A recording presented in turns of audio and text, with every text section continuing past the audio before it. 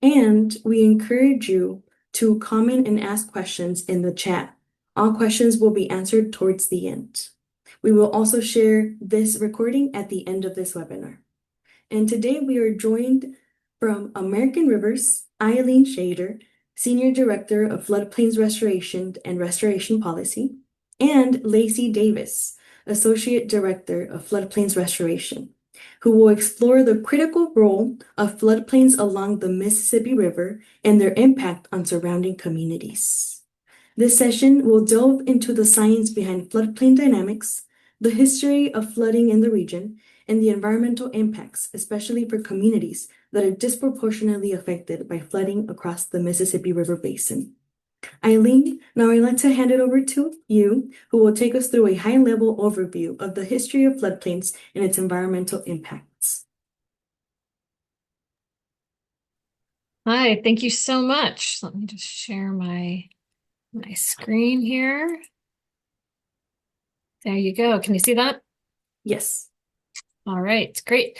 Well, thanks everyone for joining us today. We're thrilled to be here talking with Hispanic Access Foundation. We love coordinating with you all, and Vanessa has become a valued member of our coalition, the Natural Floodplain Functions Alliance. So we're excited to talk to you about floodplains and flooding today. Our objectives today, we want to dive in a little bit on some of the details of why floodplains are important. And we had listed the Mississippi River as our #1 most endangered river of 2025.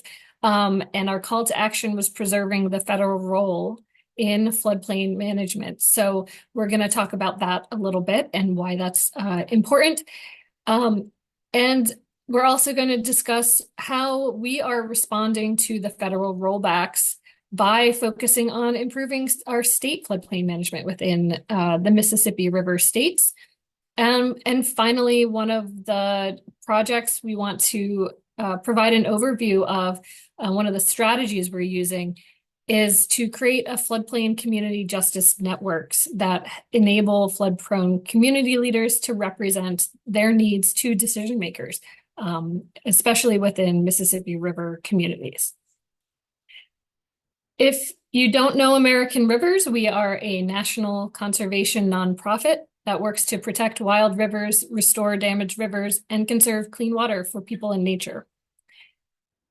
We divide our staff up into 9 regions. So for rivers like the Mississippi, we have numerous staff that work together to inform the policy and the actions that are happening on that river scale.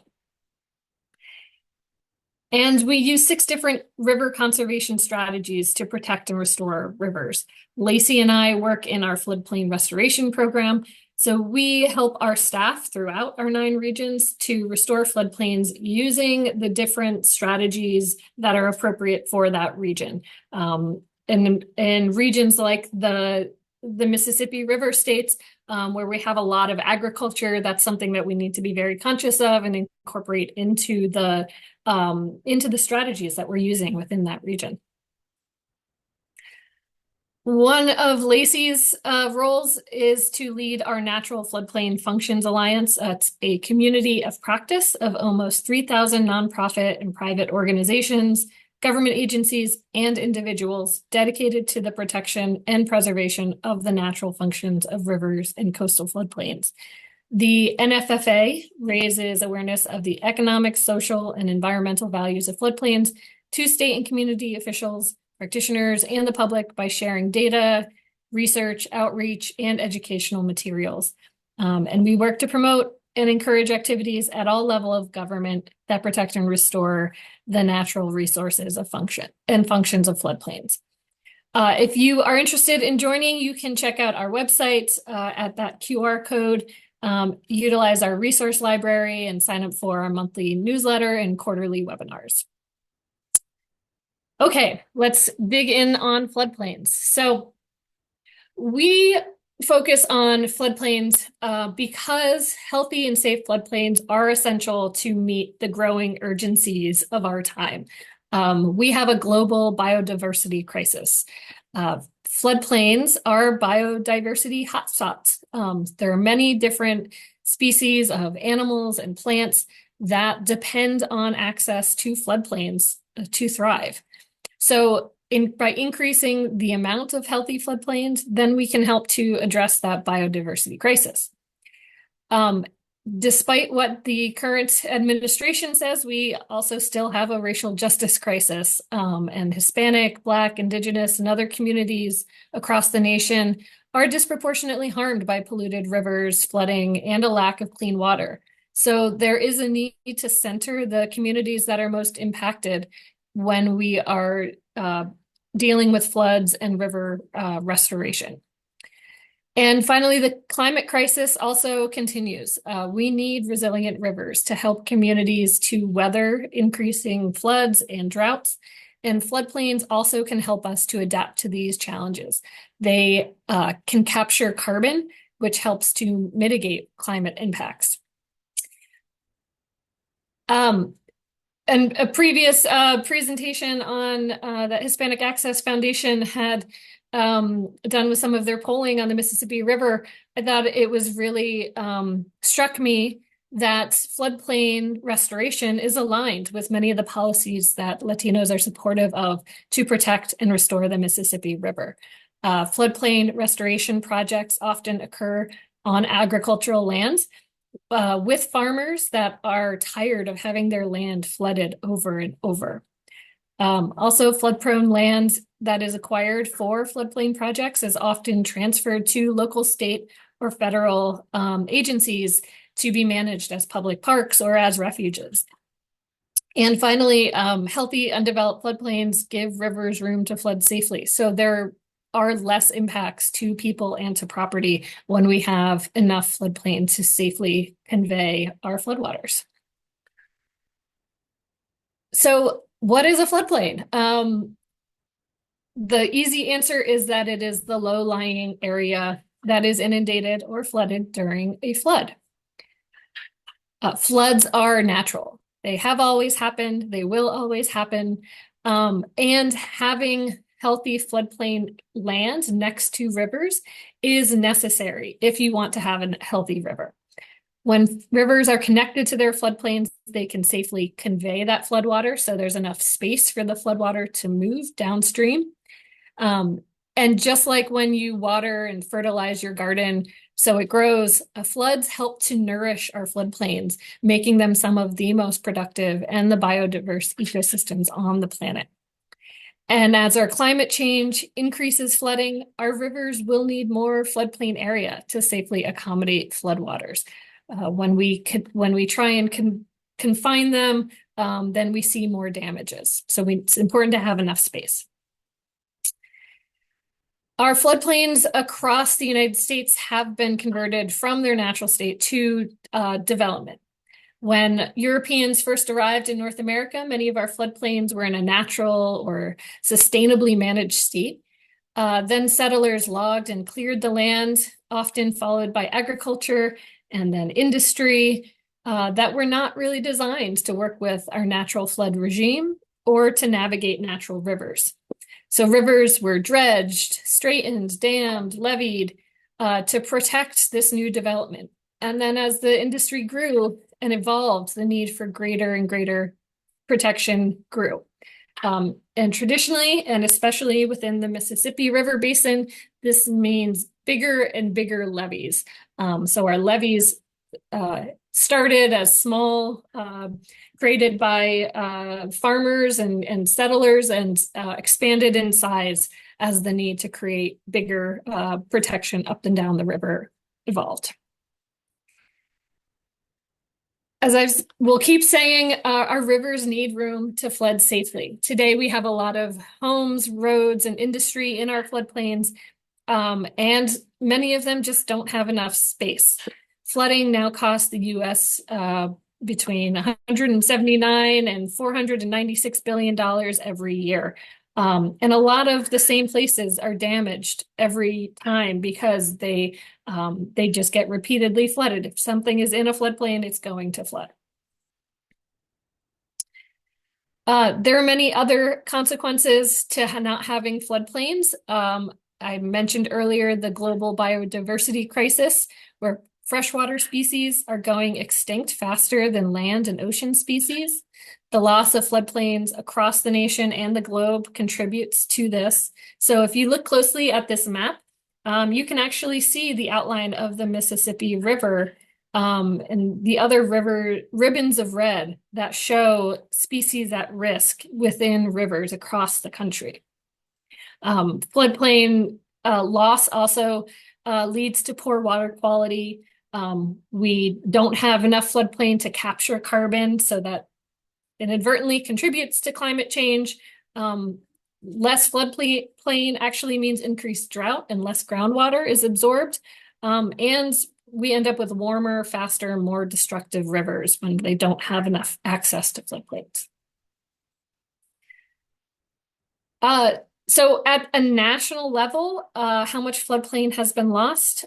We did an assessment over the last couple of years that found over 90% of floodplain in the lower 48 states has been impacted. Floodplains have been developed, disconnected, or they no longer flood because we built dams upstream to catch the water. Floodplain restoration projects can help address that. We are seeing more and more communities and landowners realize that they need to give their rivers more room to flood safely. In this picture, we see a river confined by levees, and when it floods, there's a risk of the levee breaching and then flooding the people on the people side of the river. If we set the levee back, give the river more room, then the river has space to flood safely, and can also give the community increased river access, parkland for recreation, space to build community, and a thriving culture and sense of connection to the river for that community. I'll talk about one example of a big floodplain restoration project happening on the Mississippi River right now. This is at Dogtooth Bend at the very lowest end of Illinois, the southernmost end of Illinois. There is a 17,000 acre levee district down there that has all been in corn and soybean farming for quite a long time. The levees breached and flooded over and over again. And then in 2016, the Army Corps decided that it wasn't cost effective to keep rebuilding over and over. And the landowners were tired of that happening. They were left with no protection and then repeated flooding that kept impacting their fields. In 2019, there was a huge, big Mississippi River flood, and the river flowed right through the levee breach and across Dogtooth Bend. So on the left, that picture you can see is Dogtooth Bend being flooded during that flood in May.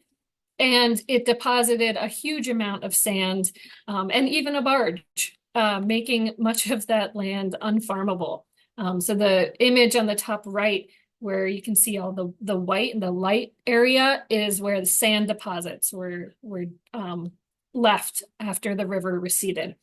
And then the bottom right is the barge that is now just kind of stuck in the middle of some fields. After this flood in 2019, landowners finally received help, and many started selling their land or putting easements on it. So that land can now be restored to more natural conditions of bottomland hardwood forest. And eventually, much of this land is going to be transferred likely to the federal refuge in the area. When we are dealing with floods and floodplains, the question is often, who is in charge? The answer is that it's complicated. Everyone plays a role in managing floodplains. Federal agencies, state agencies, local governments, tribal nations, landowners, individuals, and then community groups and nonprofits as well. One of the main agencies at the federal level is FEMA. They support states and local communities before, during, and after floods.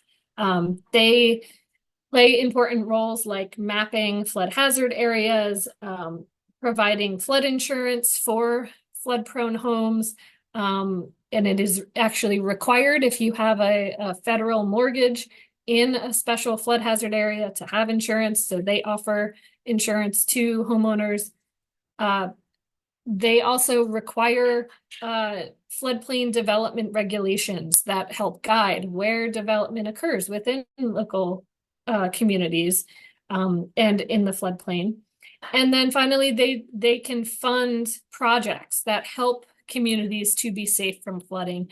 Oftentimes, this can include actually relocating buildings to higher ground, buying out or elevating flood-prone homes, or implementing nature-based solutions like restoring wetlands and green infrastructure that can help address the flooding within a local community. Until recently, we had seen FEMA become very supportive of these nature-based solutions. In communities across the Mississippi and across the nation, these include actions like creating greenways and restoring wetlands in your local communities, putting in things like rain gardens and permeable pavement, so that we can address some of the water quality and heat islands and other impacts that many communities can face. Unfortunately, much of that has sort of been put on the back burner at the moment under the current administration, but we're really hopeful that that will be coming to the forefront in future years again. One of the big challenges we're dealing with right now is the fact that many in the current administration want to eliminate FEMA, or at least restrict the role of the federal government in helping people to be safe from floods. So there's been a lot of effort to push the responsibility and the cost of flooding onto states. When President Trump came into office, one of the first days in office, he signed an executive order to assess FEMA and created a FEMA Review Council. We haven't seen their results yet. They have met a couple of times, but frankly, it's pretty concerning that they might try and do away with with a federal agency like FEMA, which would leave many states without the funding and the capacity to actually respond to disasters and recover from disasters when they occur. We think this is a huge threat to the Mississippi River. As you saw from that Dogtooth Bend example, flooding happens all the time on the Mississippi River. And because Mississippi River floods can be so huge and impactful, they are often the reason that Congress decides to take action and change our flood management policies, and what agencies can do.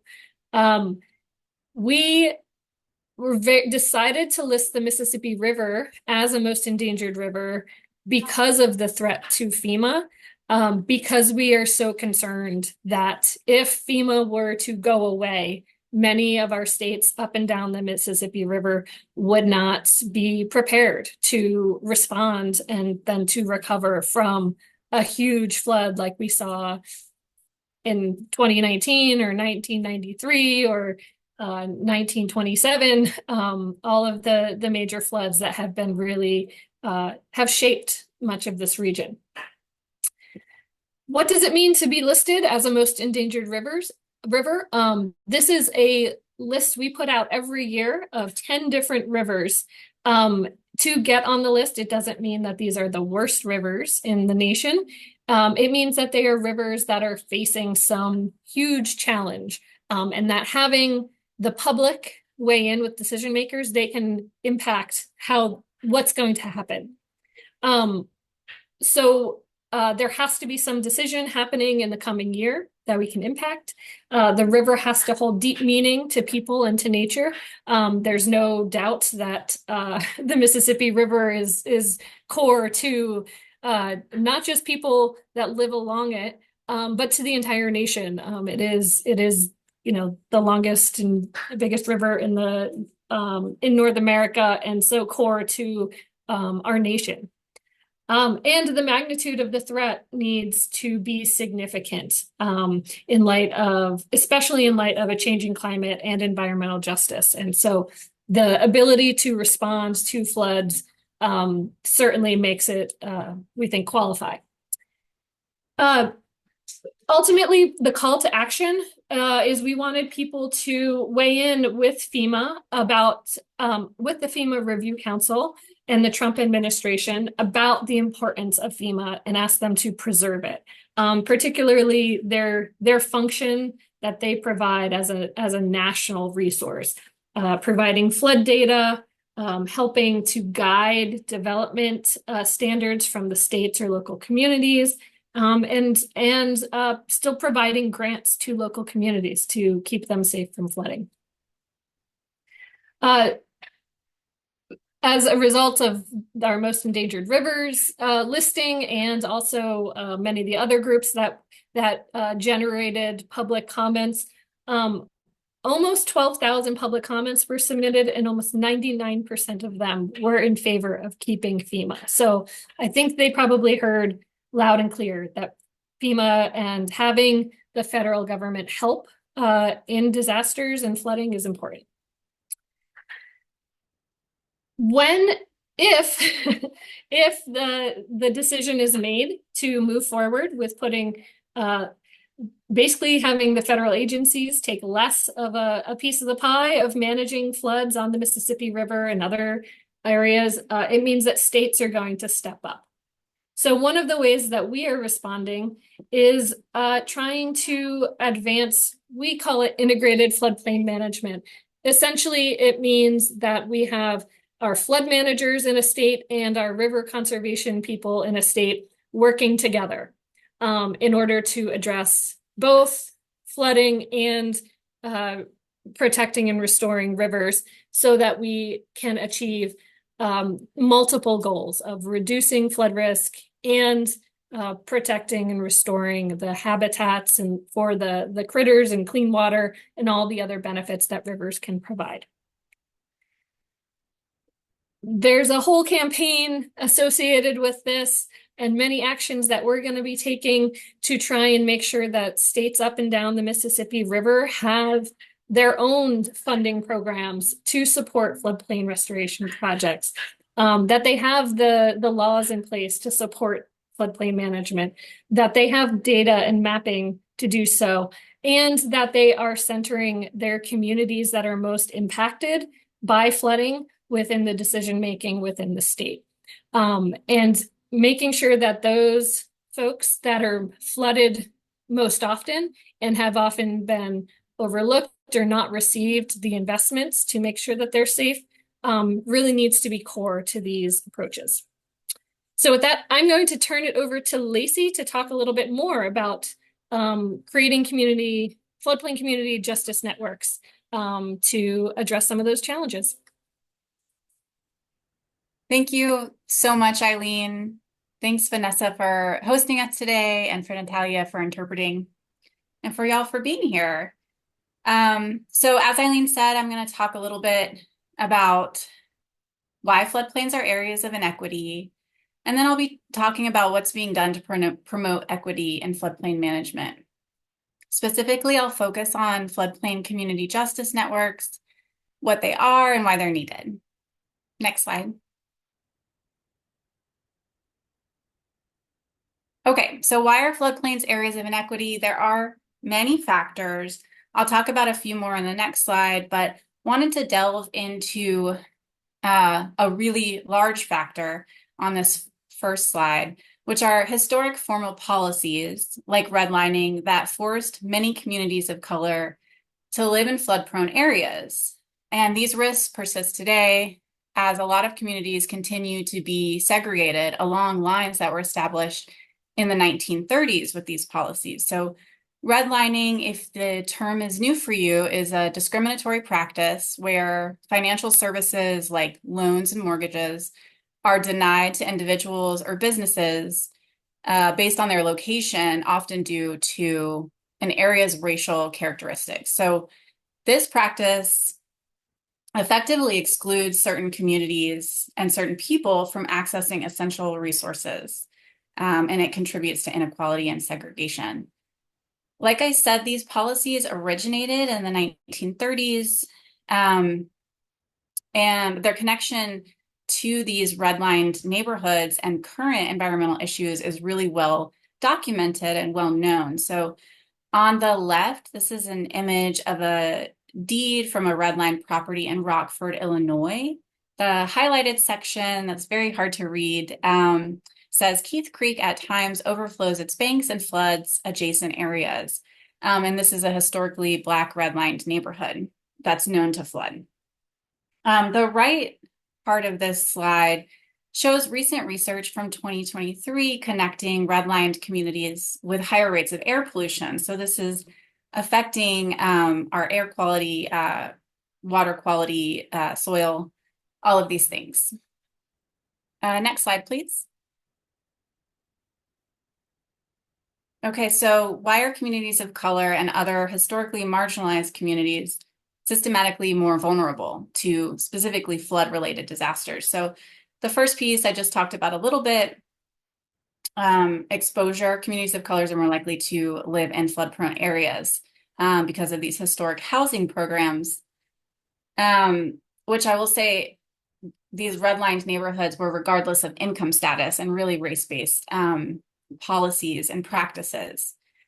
So today, a lot of urban areas are segregated along those initial lines, and these race-based exclusion practices and policies trickle into community decision-making and investment processes that are still ongoing today.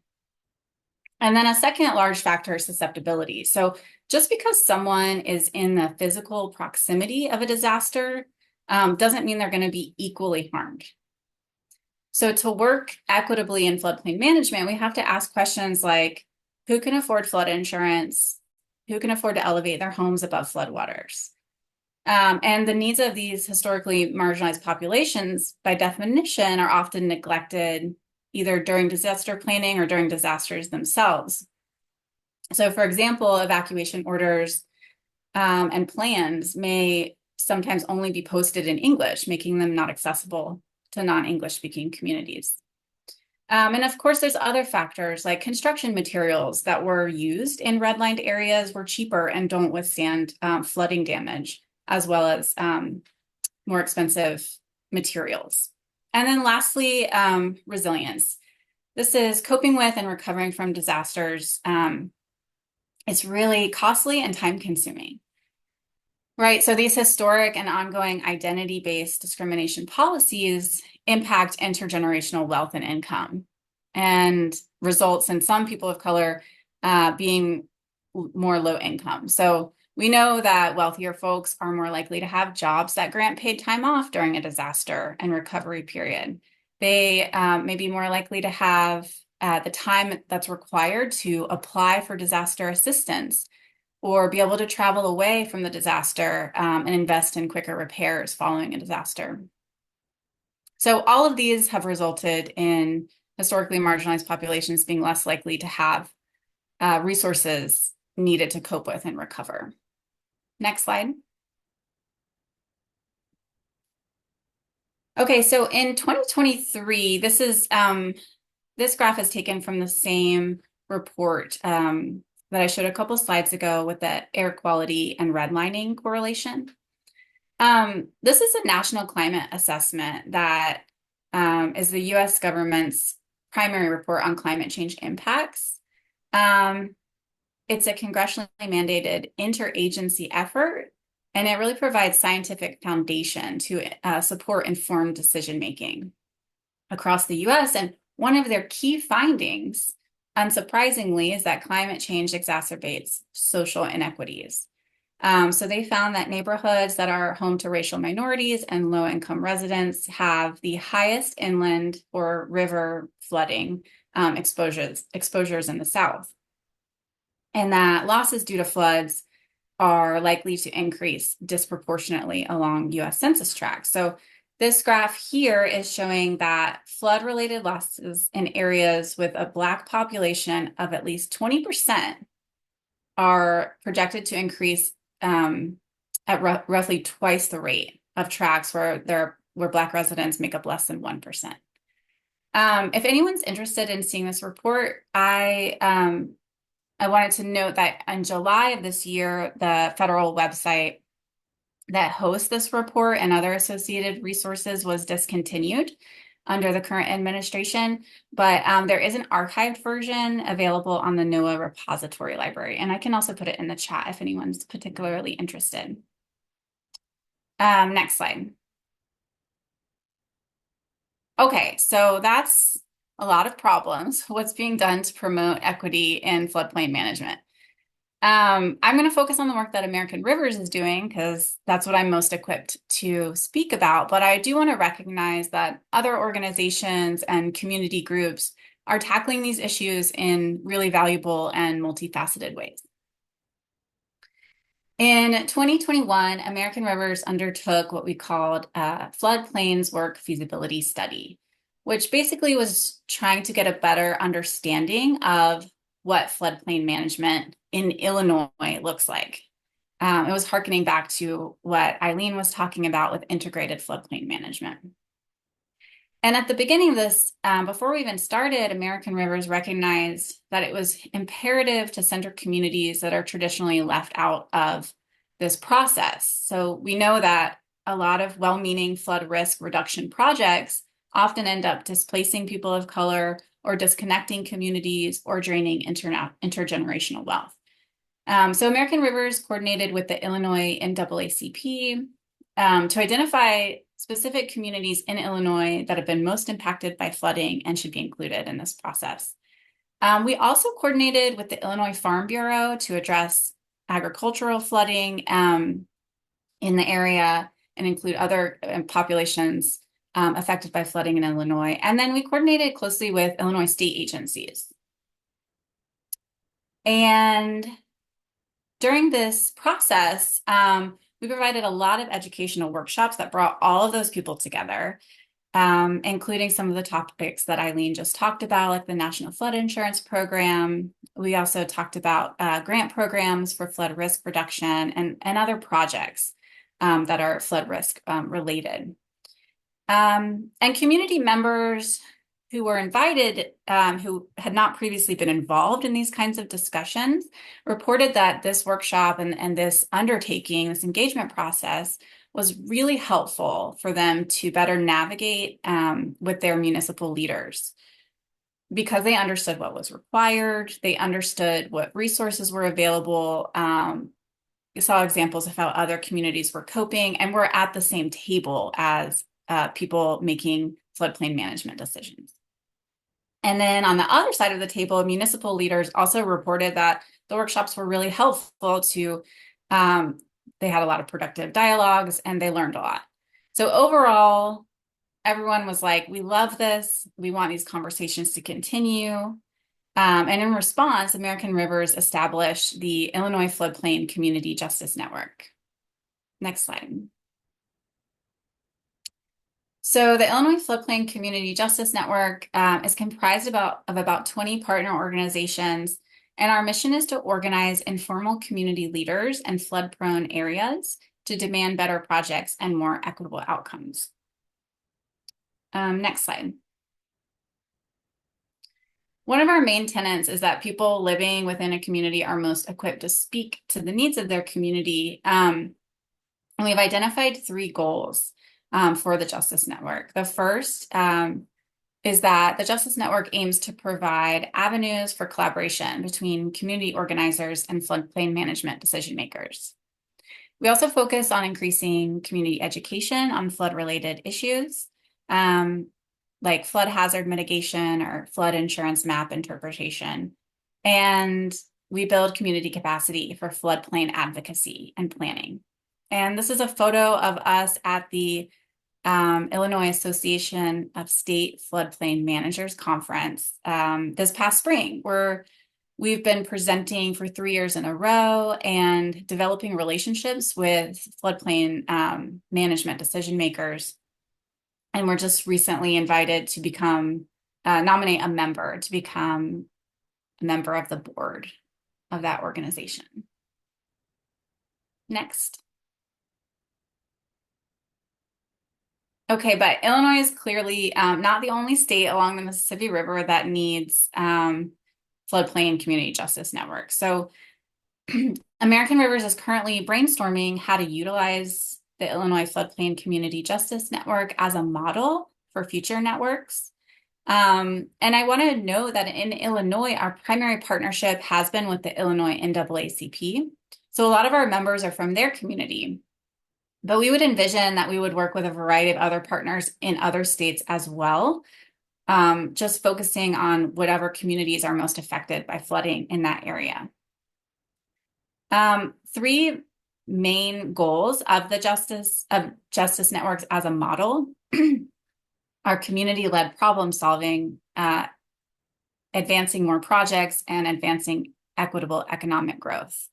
So in terms of community-led problem solving, we're looking at things like more public education, but also supporting community visioning and supporting access to decision makers and other people in power. We're also recognizing that floodplain management is deeply intertwined with issues around housing and transportation, access to food and other social services. And then in terms of focusing on more projects, a justice network would identify direct funding to implement more floodplain related projects, work with community leaders to update building codes, maybe work with homeowners insurance agents, education for them, and other incentives for private sector related to flood hazard mitigation. And then finally, looking at equitable economic growth. This is identifying economic revitalization grants, forgivable loans, low interest loans for planning and development, identifying policies and ordinances that ensure communities of color benefit from economic growth, and financing to reduce housing discrimination in flood-prone areas. So those are just some of our initial ideas. Next slide, please. And we're always looking for collaborators. So if you know of organizations that are doing similar work, please feel free to reach out to me directly. Would love to talk with you. Thank you so much. I think we have some time for questions.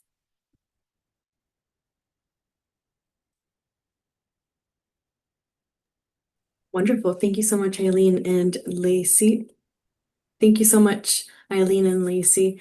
If there are any questions, we can write them in the chat, or I can give you the floor to speak and ask a question.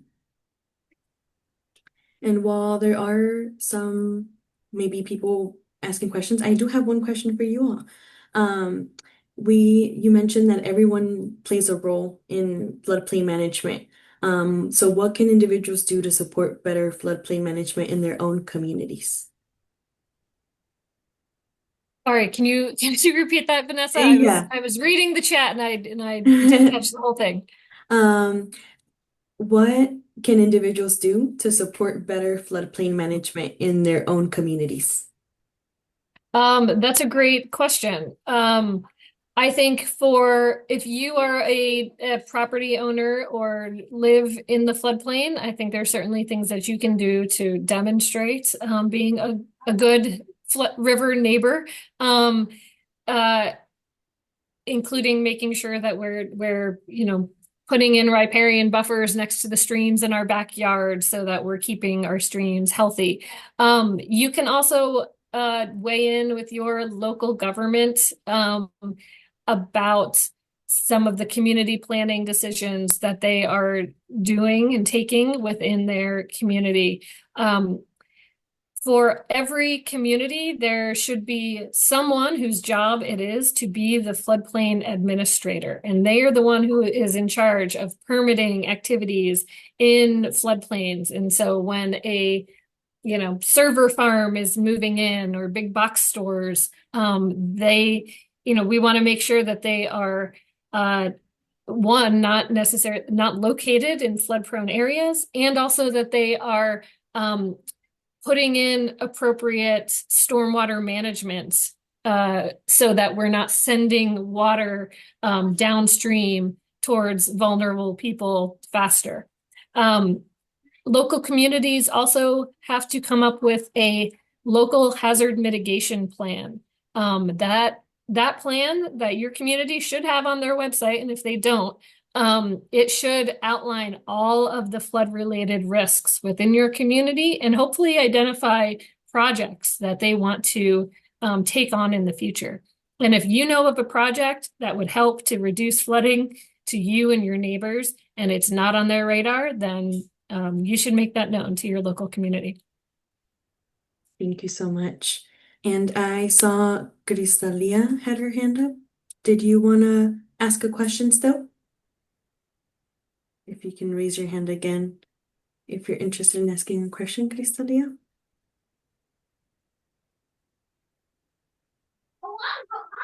If not, I have another question that I think it was the perfect segue to your last comment about data and kind of looking at different sites. Are there any public data platforms that residents or community members can track flood risks or changes in floodplain maps? Flood maps are, unfortunately, many of them are way too outdated. I think the best place to go to find the most up-to-date maps for your community is going to be on FEMA's flood mapping platform, which I'm completely forgetting the name of it right now, but they host it. Many states have their own platform a web tool where they will have the FEMA maps, and many of them actually go above and beyond FEMA. So they may have additional flood related data that they are putting on their platform. It varies widely from state to state how advanced their data resources are. If anybody is interested in diving in and wants to know about their particular state, you can reach out to me and Lacey. American Rivers has actually just undertaken an audit of floodplain management programs in all 50 states. So we have a ton of information about each state, but we haven't yet progressed to the point where all of that is available on the website. So we'll get there eventually, but right now we have a bunch of information on in our computers that we're taking the next steps. And thank you, Velma, for putting in the flood hazard layer. Oh, wonderful. I'd Much. love to add to that, Eileen, which is that ASFPM just launched a Spanish translation on their website of reducefloodrisk.org. That's a website that helps property owners in flood-prone areas understand their flood risk. And they're also hosting a webinar August 12th at 2 p.m. Eastern, so that people can learn more about particularly the website and the Spanish translation process. My understanding of the webinar is that they're focusing on addressing cultural and language differences. So I can put that website in the chat in 1 second. Would be great. And I can also share all those resources along with the recording after the webinar. We do have another question in the chat. Jose Diaz asked, what has been your experience concerning the interaction of communities with watershed organizations? I think that probably varies widely based on the individual community and the organization. In general, the way that American Rivers tends to work is we have staff across the nation, many of whom are working on the ground with local communities and in coalition, both with watershed organizations and other community organizations and partners within that location. And what I think the most important thing to note is that nothing happens from one person or one organization. Every progress, when you're dealing with rivers and with floodplains, is always going to involve multiple partners. And so if you are working, or if you're trying to have your voice heard and are not being heard, then that can be very challenging. And my experience, at least our staff are generally going to be willing to help folks to figure out what is the most appropriate strategy to have your voice heard within your local community. And I see Jose has a follow-up asking about Lancaster County, Pennsylvania. I'm actually located downstream in Camp Hill, or outside of Camp Hill in Hampden Township, Jose. So if that's where you're located and you want to brainstorm, I'd be more than happy to connect with you. And Eileen's email can also be found here on this PowerPoint presentation, and I can also share their contact information after the webinar. I have one more question. What long-term adaptation strategies are being considered to make communities more resilient? Also another huge question. I think there is a huge flood risk management and floodplain management toolbox, and there is no one-size-fits-all answer that is going to work for every community. I think the most important thing to do is we want to see people taking a watershed approach, so that before they start looking at what they should do in their local community at the spot they are on the river, look upstream and see what's happening upstream that's sending water my way faster. And are there ways that we can put in more forests, more wetlands, more natural features that are going to help us capture that water, slow down how fast it's going downstream. We like to recommend that people look to nature first. Oftentimes, if you figure out whether you can restore or protect nature, it's going to help address both your flooding and other challenges your community is having that are water related. And if once you've exhausted those, can you look at non-structural solutions? So how can we adapt our community to live with the river? Are there the most flood-prone areas, properties that it would make sense to move to higher ground? How do we do that in an economically responsibly and socially responsible way? And then finally, once we've exhausted those solutions, then maybe we're turning to the gray solutions of levees or flood walls or other structures that may be necessary. You can't move every community out of the floodplain, and there's a lot of people that live at risk, and we need to make sure that they are safe. So there's many different solutions. I think it's going to be a different answer for every community, but that's generally the pathway that we look at how to approach it. Wonderful. Thank you so much. Any other questions from our audience today? And if there is not, I want to thank Eileen and Lacey for being here today and sharing all these resources and information. Thank you to Natalia for being here today and interpreting in Spanish. And this was our webinar today on understanding floodplains and community impacts along the Mississippi River. Thank you again for being here, for engaging, and we will be sharing the recording and the resources via email. Thank you so much again. Have a wonderful day. Thank you all. Thank you.